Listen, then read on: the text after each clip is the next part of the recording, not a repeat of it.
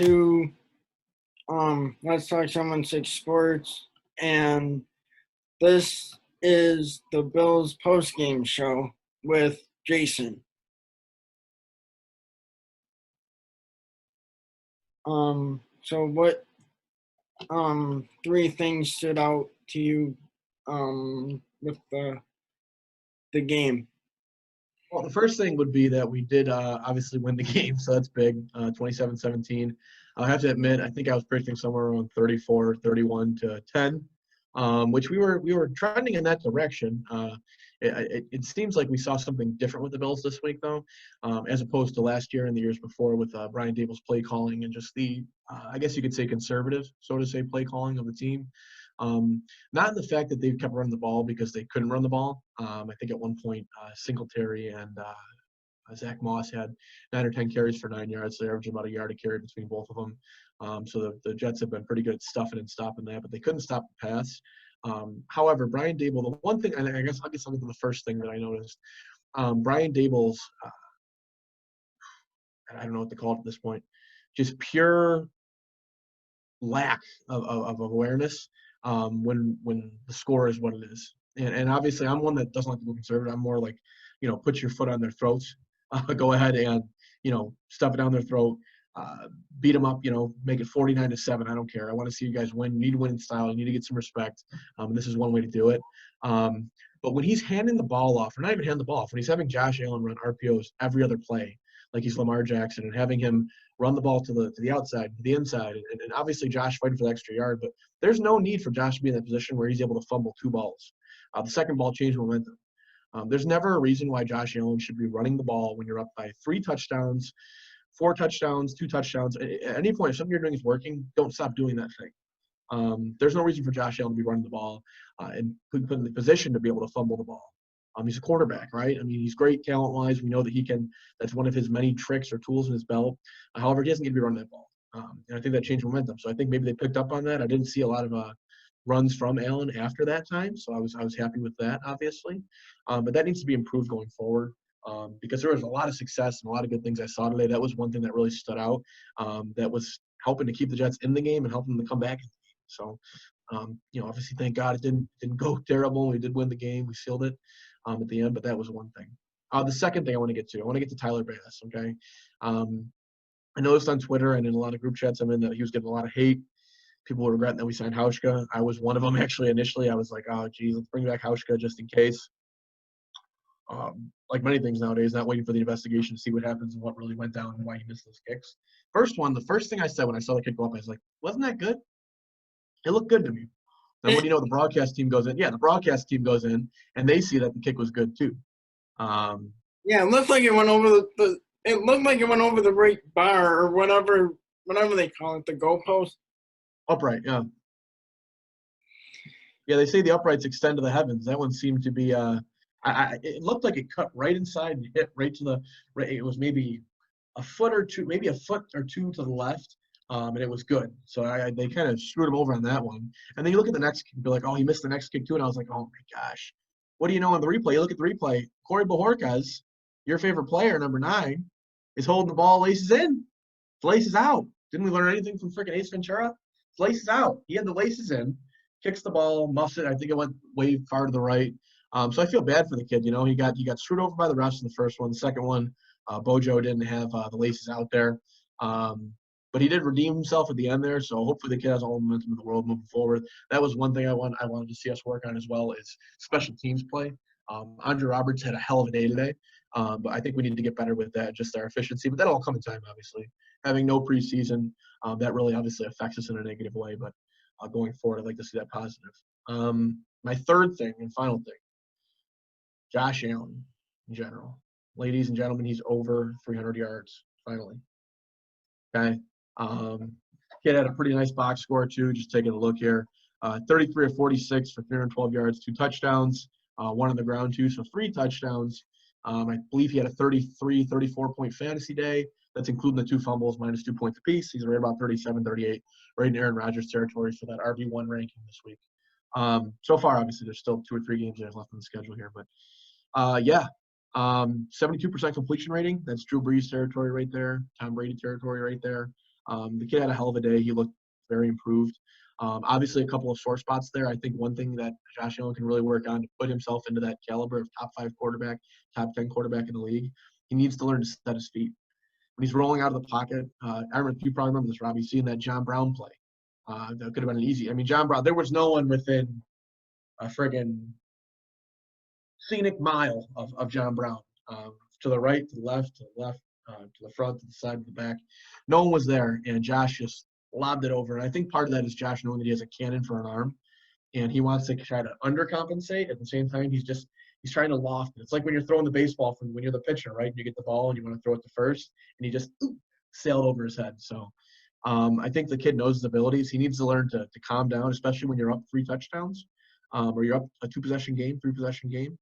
You need to learn to just set your feet. He had plenty of time to set his feet. There was a guy chasing him, but he could have set his feet real quick and just dumped it off there. Instead, he overthrew him, and I believe we actually got a field goal on that play, so or on that drive. So it's important that that's the difference between 3 and 7 points. Those are the things that win and lose you the games. We hear Coach McDermott say that every week. So I think we need to continue to work on that. But other than that, good job, Josh Allen. You finally got over 300 yards. You had yourself a hell of a day, kid. Looking forward to more in the future. He's my under-the-radar MVP bet this year, not just because I'm a Bills fan, just because of the weapons around him. And I guess I think 3A, if you want to say, instead of just 3A. His chemistry with Diggs looked awesome today. I believe Diggs had 9 or 8 targets. He caught 8 of them. So the kid's a freaking catching machine. He spent a lot of time in the jug machine this offseason, it looks like. He had 8 for 86. They look great. John Brown looked even better. And I think we kind of see what this offense is going to be. You got the sure-handed Stephon Diggs who makes plays, running some beautiful out routes today. And John Brown just doing essentially carry on what he did last year. And looking great. Josh Allen got completions to 8 different players this year. Or I'm sorry, 8 different players this week. I think every single wide receiver except for Andre Roberts had multiple catches, right? Cole Beasley had a couple drops. Something he's got to work on, though. It's the same issues we saw last year. It'll get better with time and repetition from week to week. But, yeah, I'm very excited for where we're headed this year. Looked great. Like I said, I think everyone looked really good. The defense looked good. Obviously, kind of concerning is the injury. I'm sure you're sharing this as well, Robbie, the injuries. Milano went out. Trey Edmonds went out. We had a third linebacker. It may have been A.J. Klein or Tyler Matakevich, who's a big special teams contributor. But, yeah, we got to work on that stuff, right? Josh Norman will be back in a couple weeks, hopefully. I think Levi Wallace had a hell of a day as well. Trey White, I didn't even notice it all today, which is good. That means he locked his guys down. I think I saw him once, and it was him making a beautiful freaking snatch away or a beautiful tap away on pass defended on Jamison Crowder, a big third down. It was beautiful. So, yeah, I really like that a lot. So I think this is going to be good going forward. I'd like to hear your thoughts on how you thought the game went, though. Allen's got to be, more careful with the ball, not, try to, reach out with the ball. He reached out that one time, and then it went right into the Jets defender's hand. And then, on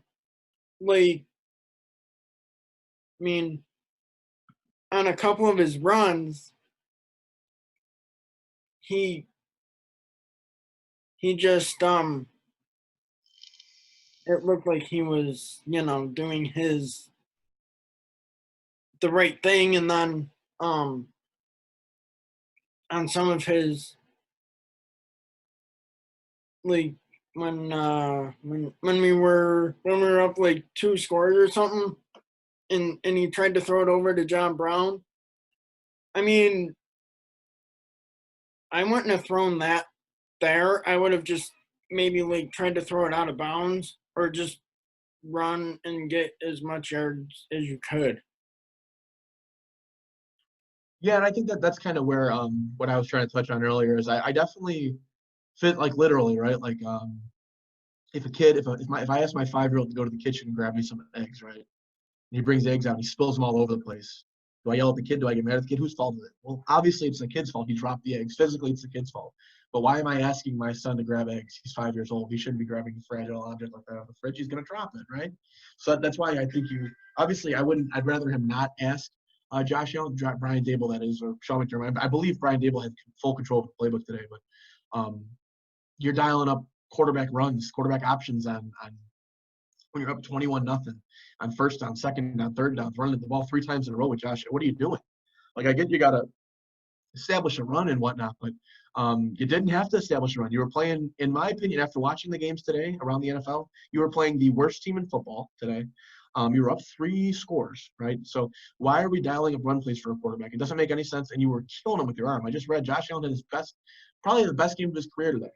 Okay, he had 72% completion on 46 passes, went 33 or 46 for 312 yards, first time over 300 yards, 2 touchdowns through the air, and 1 touchdown on the ground. There's no reason to keep dialing up run plays when you're up 3 touchdowns. It's a way to keep the other team in the game. It's conservative, and I don't want to hear about it anymore. I want to see you throw the ball. If that's what's working, I don't care if Josh is throwing the ball 70 times a game. If that's what's working and the running's not working, don't feel like you have to go to the run just because that's what normal football would tell you to do. So I agree that Josh needs to work on maybe his slippery peanut butter hands, but or his buttery fingers. But other than that, I think that we need to also, have Brian Dable hold just as much, if not more, accountability for dialing up those plays. Yeah, and I mean, like, I wouldn't run it. Like, if you're up 3 scores, I would just try to dial up passing plays and not run it so much. Like, I wouldn't play it conservative. Like what they were doing in the game today. I wouldn't play conservative if like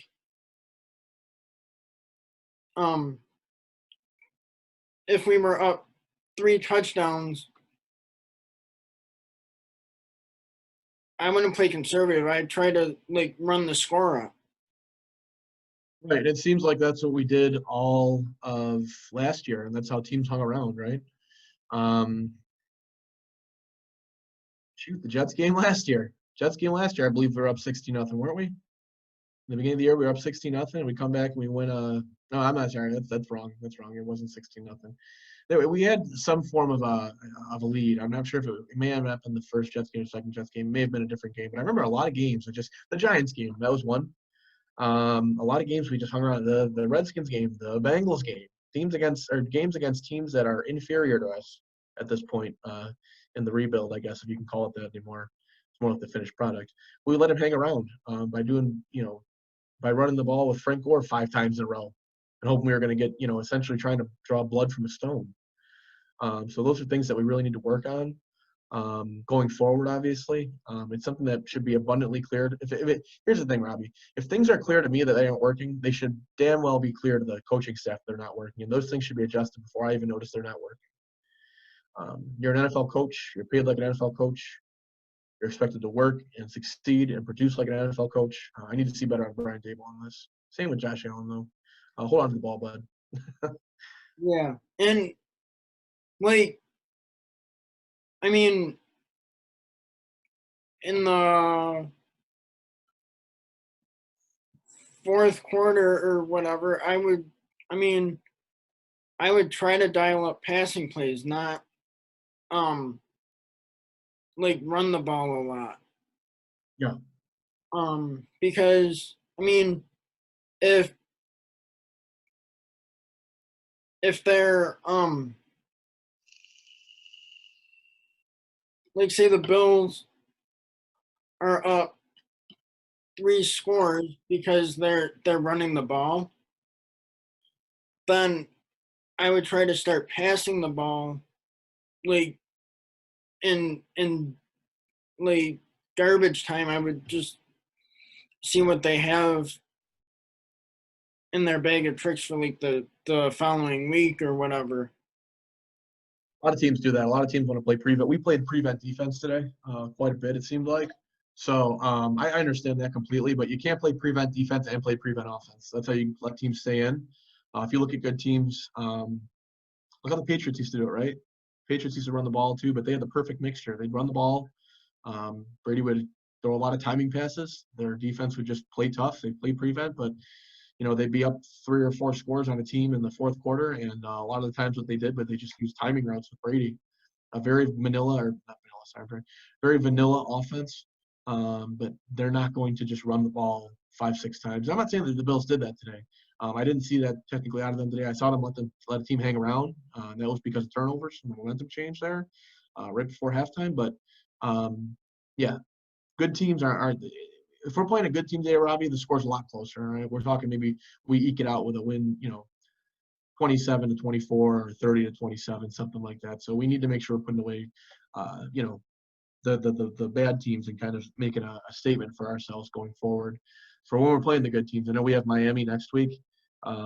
We've also got LA after that. So our schedule's fairly, I don't want to say easy, but it's fairly, it's got its value there, but it's winnable, not to say the least. You've got Miami, then you've got LA, and you've got Oakland, who played a tough game today, Tennessee, and then you've got that almighty game on the Week 6 Thursday Night Football against Kansas City Chiefs, which I'm hoping at that point we'll be allowed to go to the game so I can get my tickets for that because I'm very excited for it.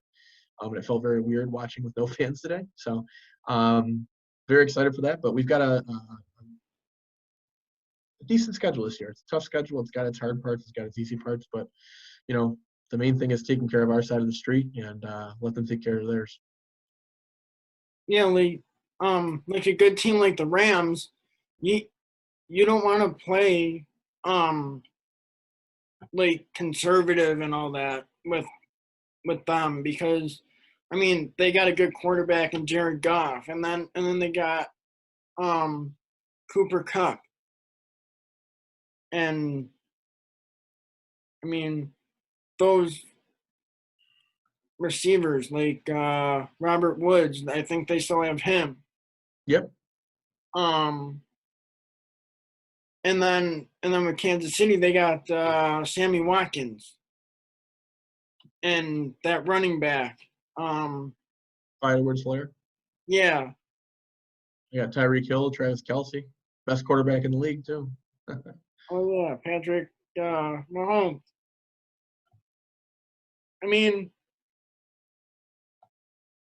Those are like three teams you do not want to play conservative against or prevent defense because they could either like make it close and then swing the momentum their way, and you don't want to see that. Right. Wholeheartedly agree. I'm moving on to week 2 here against the Dolphins, hoping for a win. I think we'll talk a little more about that though next week when the dust has cleared from week 1 and we can take a real look at the injury report because that's going to be a big thing going forward, seeing how banged up Edmonds and Milano truly are, and it's a big part of our defense there. One of our captains, Trey Edmonds, so one of our leaders at least. Middle linebacker controls the defense. He's the quarterback of the defense, so see how that goes going forward. Yeah, and they got a good quarterback in Ryan Fitzpatrick coming up next week. Definitely a Bills fan favorite. Wouldn't say he's good, but I think you might see Tua pretty soon after. I watched part of that game today, and I think we could see Tua by week 3 or week 4. To be honest, Fitz didn't have himself the best game today, so. But obviously, we know as Bills fans that he can put up the points when he needs to. Loves playing against the Bills, and it's in Miami, so there'll be fans in that game too. They're allowed to have fans there. It's obviously a limited capacity. I think it's maybe between 13,000 and 17,000, but there'll be fans there. So. And like he played with the Jets one time, and I was at that game on a Monday night, and like they really took a beating on us there. Yeah. With Fitz, and then I think maybe that young quarterback will come in maybe week 3, week 4, maybe. Yeah, Tua Tagovailoa. Yeah. Yeah, he does. He is a gunslinger too. So. Yeah, from Alabama. Nope. I hope we can go 2-0 next week and have another win. Yeah, I'm predicting another. I'm predicting that we get up to, as long as we play the way we did today and we fix up some of those issues. I'm projecting us that we're going to be somewhere around. Let's see, we're 1-0 now, so I'm projecting somewhere around probably. I'm going to say, honestly, with the way we played today, we're at 5-0, and then the Chiefs will be a tough one. We'll see where we're at injury wise. Of course, though, that 5-0 prediction I just made also depends on how we do with the injuries that we had today. Those are big ones. So. Barring that we're healthy and we get our guys back 5-0, and then we'll see what happens with the Chiefs game. Depends on if there's fans there for me. If there's fans there, I think it gives us an advantage. If not, I don't know. We'll have to see where we're at with injuries on both sides. And hopefully, hopefully Trey Edmonds is okay, and Milano. Yeah. Yep. I just hope that both guys come back, and I saw Micah Hyde go down too. Yeah, he popped right back in actually though. I think it was maybe like like the next series or the next possession or the next defensive stand. He came back in, so very excited to see him make it back on the field. That's big. That safety tandem of him and Jordan. Yeah, and Levi Wallace, he was pretty good today, I think. Yeah, he played a solid game. Pretty good game, honestly. I didn't hear his name called much, which is good, which means he wasn't getting picked on. So. And then they put in this one guy, 54, Klein, I think his name is. Oh, AJ Klein. Yeah, I think he might have actually got banged up during the game. I'm not sure if it was either him. We had 3 linebackers like I heard today. It might have been Matakevich, but he played it all right. He had that holding penalty against Le'Veon Bell, which caused an injury, it looks like. So hoping that he's okay in the process though. So Yeah, that kind of didn't look like a penalty to me, but when I saw the jersey pull, then I kind of knew it was a penalty right there. Yeah. And I think they called a pass interference call too, somewhere in that game, and it didn't look like it. Yeah, there were a couple of bad calls. Obviously, like I thought the missed field goal was a pretty rough call that kind of changed the momentum of the game, especially the confidence for our kicker. But another thing that I noticed was there was another call. I can't remember exactly. I have to go back and look at the film, but sound like McDermott now. Go back and look at the film. But go back and look at the film. I saw another call that I believe it was a pass interference. There wasn't much contact I saw there. It wasn't on Trey White. It was on another I want to say it was Levi Wallace. It may have been someone behind him. Maybe it was Taron Johnson. But there was a call that was like, it's just not a lot of touching. But the refs are also fairly